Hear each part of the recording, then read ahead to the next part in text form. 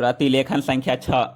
उपाध्यक्ष महोदय, तब उन लोगों को कुछ आशा हुई कि हम लोग भी उसी तरह चल सकते हैं जिस तरह से पहले चल रहे थे।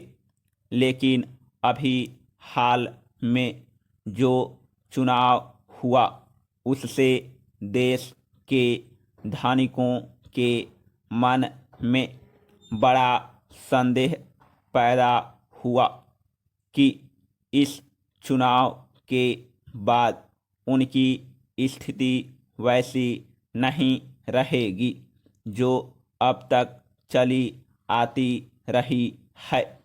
गरीबों और अमीरों के बीच में अब तक जो बहुत बड़ा अंतर चला आ रहा था उसको अब तेजी से दूर करने का प्रयत्न किया जाएगा। श्रीमान, मैं आपका बहुत ही आभारी हूँ जो आपने सदन में चालू वर्ष के बजट पर अपने विचार प्रकट करने का अवसर दिया है। मैं इस बजट का समर्थन करना चाहता हूँ।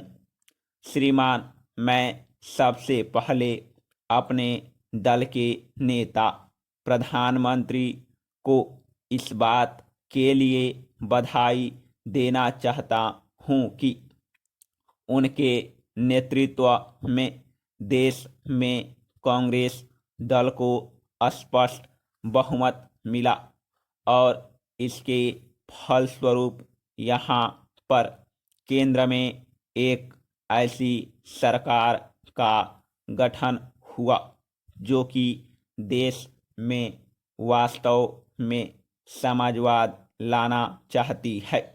मैं वित्त मंत्री जी को इस बात के लिए बधाई देना चाहता हूँ कि लोकसभा के मध्य अवधि चुनाव में जनता द्वारा कांग्रेस दल को जो आदेश दिया गया था उन्हें स्मरण है और वह तन मन धन से उसका पालन करना चाहते हैं।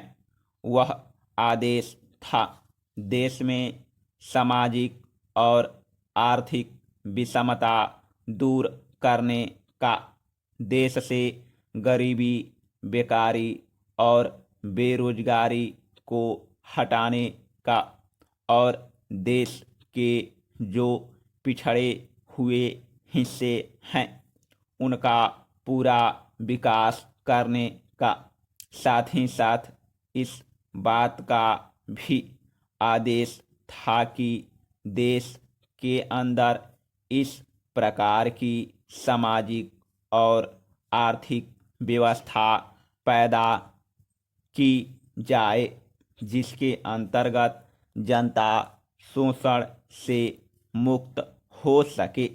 श्रीमान, यह ठीक है कि देश में कृषि के क्षेत्र में उत्पादन में वृद्धि हुई है, परंतु इसके साथ ही साथ यह भी दृष्टि में रखना चाहिए कि लागत में भी पूरी वृद्धि हुई है। इसके लिए आवश्यक है कि सिंचाई के साधन बढ़ाए जाएं और अधिक उन्नत बीजों का प्रयोग किया जाए। आज कृषकों को कृषि के यंत्र मिलने में बहुत कठिनाई हो रही है, जैसे छोटे छोटे ट्रैक्टरों का देश में बड़ा अभाव है।